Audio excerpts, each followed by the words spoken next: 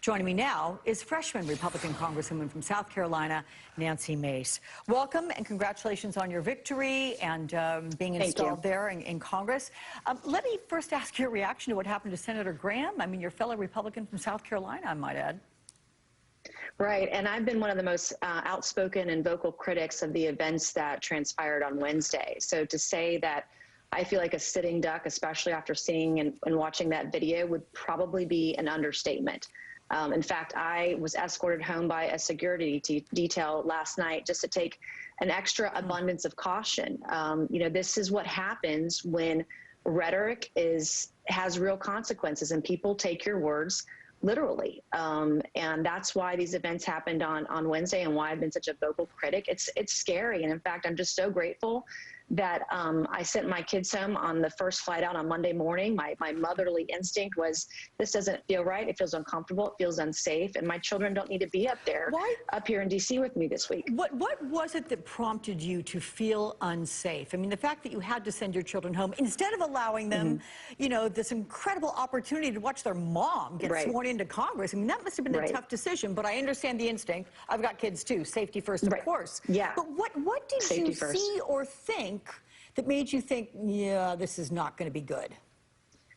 Seeing the meltdown that was happening online, the rhetoric by politicians online, the threats I was receiving online from folks on social media, our words have real consequences, and it was a wake-up call for me to see that. And I've been watching. Was kind of quiet the last 8 weeks and just sort of observing what was going on and feeling uncomfortable with it, but the rhetoric that was ratcheting up, particularly in the last 7 to 10 days, made me feel very uncomfortable. And when I flew my kids up, this was a historical swearing in for us. I'm the first Republican woman elected to Congress from South Carolina. I'm a single mom, and to have my children up there just meant the world to me. And because of COVID-19, we've struggled this year. They haven't been in school since March. You can see the photos online of us going up there. They had their book bags. They were going to do virtual school from my office. How cool is that, to like roam the halls of Congress and do virtual school? But by Sunday night, I said, this isn't right. And you guys, I love you, but you need to go home. And I'm so grateful that I made that decision. But it feels like being a sitting duck. I felt like a sitting duck in my office when we were on lockdown on Wednesday, when all this was happening and all you could hear were sirens, and you learned about the pipe bombs that were planted across D.C., the cooler full of Molotov cocktails. I saw this morning the video of riders saying, hang Pence, hang Pence.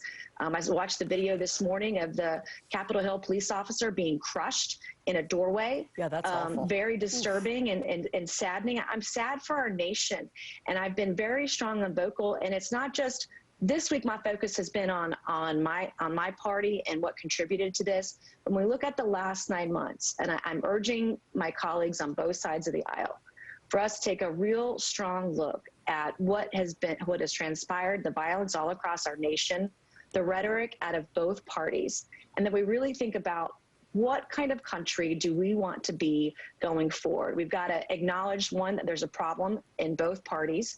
We need to acknowledge and take responsibility for that. And 3, be part of the solution. And I've been talking with my colleagues on what that might look like in the days, the weeks, and the months ahead. During an interview this week, you said that the president's entire legacy was wiped out after Wednesday. What do you mean by that?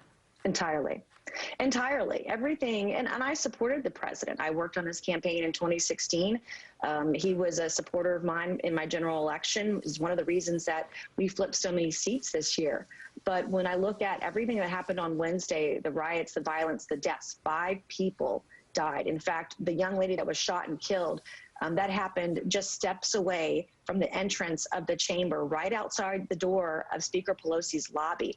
I walked by a crime scene to get into the chamber to vote on Wednesday night and Thursday morning.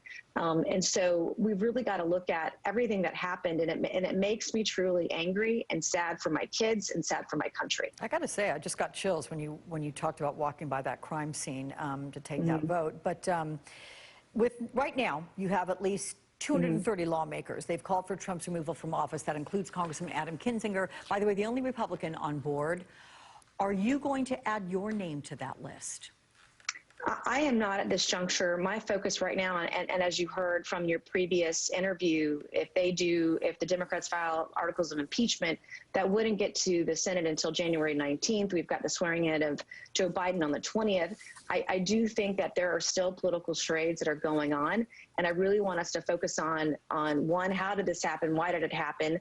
And investigations need to happen on this tragedy on Wednesday. But really, we need to start uniting our country. Republicans and Democrats need to stop playing politics. That's why people are so pissed off and angry in this country, is that there are political charades on both sides of the aisle. He's in office for 12 more days, and he's promised a peaceful transition of power.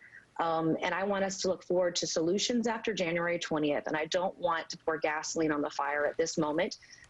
Every member of Congress right now is a sitting duck. There are people that are angry on both sides of the aisle. And I think that we should be very cautious and wary about what we say and how we act, and be really thoughtful about how can we get through this? How can we unite our country? Because we all know we're better than this. And one of the most frustrating things I've seen throughout this whole thing are the lies that the American people have been told over the last weeks and months. Voters' hearts and minds and wallets have been taken advantage of. And it's time to say enough is enough, that we're better than this, acknowledge we have a problem. We need to, as politicians, we need to take responsibility for the actions that have happened on both sides of the aisle and work toward finding solutions. We have real problems in this country with COVID-19 and our economy and everything else. And I'm looking forward to being part of the solution and not the problem. South Carolina Republican Congresswoman Mace, I appreciate your voice. You're going to have an open invitation to come back on this broadcast and talk with me. Thank you. Anytime. Thank you so much. Thank you.